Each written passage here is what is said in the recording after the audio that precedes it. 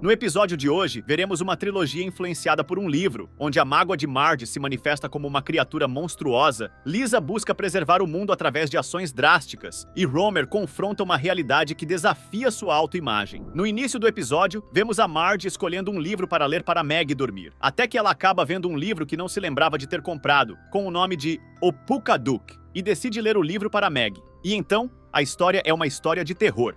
Marge até pensa em parar de ler a história no meio dela, mas quando Meg aponta para uma página do livro, ela continua e as duas acabam descobrindo que para fazer o Pukadook entrar em uma casa, era só ler aquele livro. E com isso, as duas ficam assustadas. Marge tenta acalmar Meg fazendo carinho na bochecha até que ela acaba dormindo. Durante a madrugada, Marge acorda com um grito da Meg e decide ir ver o que era. Então ela vê que Meg se assustou por conta do livro que havia ido parar em seu berço. E com isso, as duas decidem rasgar o livro e jogá-lo fora. Pensei que tivesse posto na estante. Livro feio! Na manhã seguinte, Marge descobre que Meg estava com medo do Pukadook. E então, ela escuta alguém bater na porta e, ao atender, vê o livro todo emendado na sua frente. Ela decide ler o livro e se assusta com o que vê dentro, sobre ela mudar com o Pukadook a possuindo. E com isso, decide queimar o livro. Mas depois, descobre que era isso que o Pukadook esperava que ela fizesse e logo seu semblante muda. A Marge vai para cima da Meg para colocá-la para dormir, mas isso deixa a pequena com medo, e o plano acaba sendo atrapalhado por Homer e Bart, que tomam a faca da mão dela. Quando Marge percebe que a família estava atrapalhando seus planos, decide mandá-los dormir fora de casa. E assim acontece, mesmo com a Meg dando sinais para que a família fique. Na saída, ela ainda implora para Homer ficar, mas sem sucesso. Agora só ficou Marge e Meg em casa. Então, Meg começa a fugir pela casa e procurar vários itens para que pudesse se defender, caso necessário, enquanto Marge vai atrás dela com uma faca. Meg consegue se esconder no porão e organiza uma armadilha. Depois de lutar um pouco com a porta que estava trancada, Marge acaba conseguindo entrar pela porta. E Meg tenta acertar uma boneca com fogo em Marge. Mesmo acertando, isso não afeta em nada o corpo de Marge, que ainda provoca a bebê. Mas quando Marge vai até o encontro de Meg, ela acaba escorregando na escada com um lápis e cai em uma armadilha, ficando presa por várias cordas. Meg pega um pote que diz "a melhor mãe do mundo" e começa a mostrar para sua mãe, porém isso não tem efeito nenhum e ela começa a rir da cara de Meg. Então, Meg faz uma nova tentativa ao pegar um álbum de fotos da família e mostrar uma foto da família patinando no gelo. Não vai funcionar! Acho que limpar aqui dentro não bastava! E com isso, Meg continua procurando por novas fotos que pudessem trazer alguma lembrança para sua mãe se divertindo com a família, mas ela não encontra nenhuma. Enquanto isso, Marge consegue um alicate e começa a cortar as cordas que a prendem. Então, ao se soltar, Marge corre para pegar Meg, e ela usa uma armadilha que fez para se jogar até o topo da escada, porém não consegue e fica tentando se segurar. Com isso, ela desiste e decide soltar as mãos. Marge a pega e, ao ficar no colo de sua mãe, Meg começa a fazer carinho nela, como na noite anterior. Enquanto Meg faz carinho em sua mãe, ela acaba conseguindo gerar um efeito de que havia sido possuída e começa a se libertar, pedindo desculpas para Meg por tentar fazer todas as coisas horríveis que tentou durante a noite. Depois de mais um esforço, Meg percebe que um monstro havia se formado. Enquanto o monstro se aproximava das duas, Marge se recusa a ceder e acaba usando o aspirador de pó, que antes ela não havia gostado, para sugar todo o monstro para dentro dele. E agora, ela o considera um bom presente.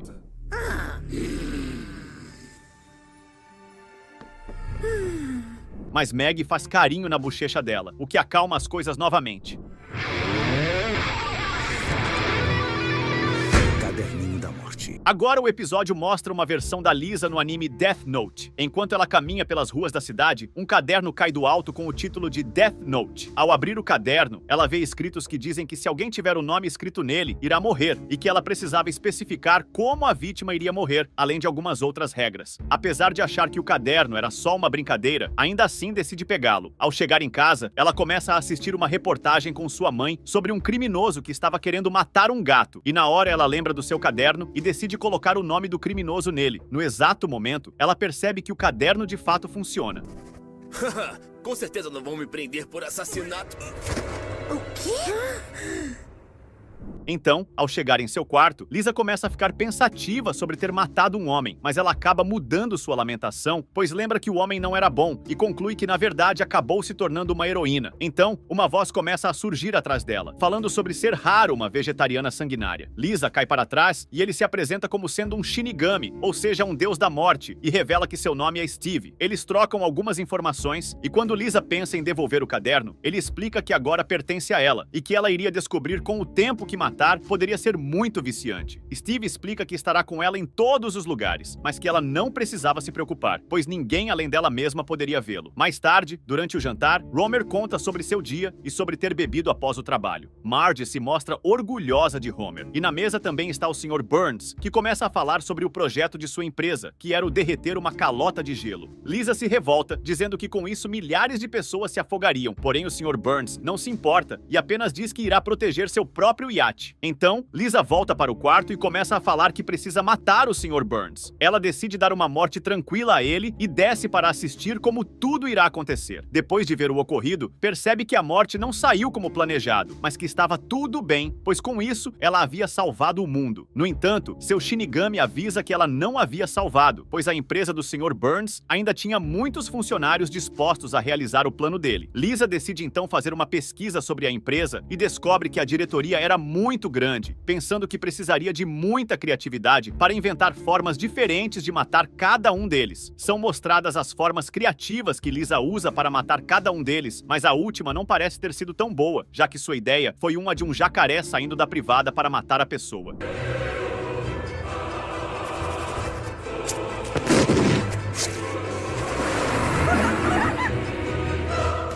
Quando Lisa demonstra cansaço e diz que irá dormir, o Shinigami avisa que ainda há uma segunda parte. Lisa se prepara para inventar novas formas criativas para eliminar cada um deles. Quando falta o último, ela acaba inventando uma forma aleatória, mas o Shinigami avisa que já havia feito isso. Lisa, então, diz que está muito cansada e acaba dormindo. Então, na manhã seguinte, enquanto estava caminhando acompanhada de seu Shinigami, Lisa acaba vendo uma reportagem que está passando em um telão, onde o jornalista explica que foi concluído que todas as mortes dos empresários que haviam acontecido nos últimos dias não eram acidentais, mas sim feitas por um assassino. Lisa fica surpresa e pensa em como eles poderiam ter descoberto isso. Durante a reportagem, é revelada uma pessoa chamada Ellie. Revelou a existência de um caderno sobrenatural capaz de matar as pessoas que tivessem o nome escrito nele, deixando Lisa completamente aterrorizada. Enquanto o Shinigami faz um comentário irônico, dizendo que ficará aliviado quando prenderem o responsável, Lisa tem uma grande ideia, a de escrever o nome do Ellie em seu caderno para que ele morra e assim possa se salvar. No entanto, o Shinigami avisa que para que seu plano dê certo, ela precisaria descobrir o nome completo desse tal Ellie. Lisa começa a pensar e descobre que sabe de quem era aquela voz, e percebe que não era apenas um Ellie, mas sim o nome completo era El Barto. Com isso, os dois acabam se encontrando e Lisa questiona Bart sobre como ele descobriu a forma que ela estava matando. Ele revela que descobriu sobre o caderno ao ler o diário dela, e Lisa começa a explicar que o que estava fazendo não era algo injusto, mas sim que estava salvando o mundo. Ela diz que não aceita que Bart a entregue e pega seu caderno para escrever o nome dele. No entanto, quando é questionada, Lisa começa a ter um pouco de consciência e pensa que quase foi capaz de escrever o nome de seu irmão no caderno. Bart começa a provocá-la e com isso Lisa se mostra determinada ao escrever a forma que ele iria morrer. Assim que termina, um lixo espacial cai em cima de seu Shinigami, surpreendendo a todos, com ela escrevendo o nome dele em seu próprio caderno.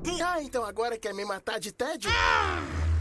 Esmagado Não, por me desculpa. lixo espacial. Ela pensa que finalmente estava livre, porém na verdade agora se transforma em um Shinigami. Bart tenta consolá-la, dizendo que agora ela era uma deusa da morte e poderia matar à vontade. E no fim, Lisa acaba se sentindo melhor com isso. Monotrilho.